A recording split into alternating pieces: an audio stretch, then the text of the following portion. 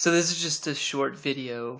I've been drinking, so my clarity is not quite perhaps as on as it should be. But however, this is in relation to war and the front used to move forward what I do believe is the New World Order. That's how, and an argument as to how they're doing it. So when you look at, say, the Iraqi war or the Middle Eastern wars in general, they're attacking people that are at a conventional, absolutistic, fundamentalist stage of development. Their consciousness is bound to, structured within a sense of, absolutes, essentially. It is a book, oftentimes, that is dictating the truth to them. However, usually, and most of the insights in these books is fairly decent, but due to the unsophistication of their mind to some degree. Now, within the context of where they're at, they are sophisticated, don't get me wrong, but there is a boundary kind of reality to conventional blue fundamentalist thinking, in the sense that seeing branching philosophies and these sorts of things is almost an impossibility within that structure of mind. So when they are, quote unquote, fighting with people from the future, in a certain sense, the people within the New World Order, at least mentally, are from the future in a certain context.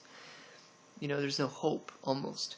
So this is what we have to understand. This is the complexity of what we're dealing with, that mindset, when subverted, is the perfect diversion for putting evil onto another, in the sense that indeed these people will, due to the boundaried nature of their mind, treat others as infidels if they are going against their families and so forth, especially when their families are so important, in a certain sense, not more important than our families, but within the context of their lives, in a certain sense, they are.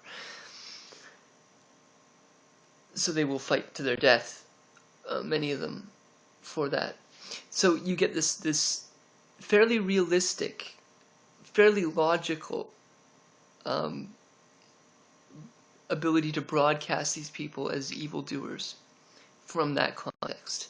It's the perfect, nearly the perfect choice in a certain regard, other than the strong values in the books that they do have. Still, the remnants of their belief system that is good will negate most of these people from doing really dastardly things, despite the dastardly things done to them.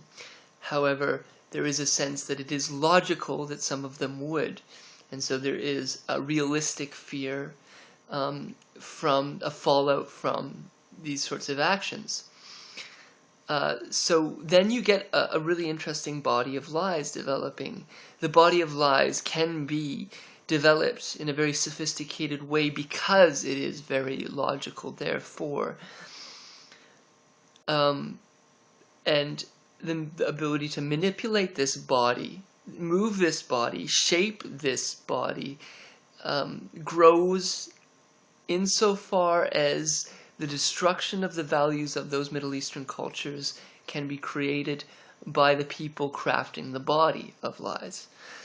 So the more that they destroy the integrity of the value structures of these Middle Eastern cultures, the more they will be able to insert people that are the microphones for alternative values, and therefore direct the body of the people that is a structured body of lies. Because the body of lies therefore becomes the book, in a certain sense, the ward for which they would follow. So we have to understand, we have to cognitively grasp how this body can be manipulated, can be shaped, can be twisted, um, and that in so doing, in so fully grasping these realities, the bigger chance we're going to have in negating these sorts of twists and turns of this absolutistic developmental system, and the usurping of our own reason through that process, because again they're appealing to our reason. They can't go in any sense really attacking the pluralistic structure of our consciousness. For those that have developed to that point, the sophistication is there for most people in the pluralistic domain to sense that there's something wrong emotively, maybe not grasp it cognitively, but for those people structured in the orange stage, in the rational stage, this works. This will work because it appeals both to reason and to your fear. Be well.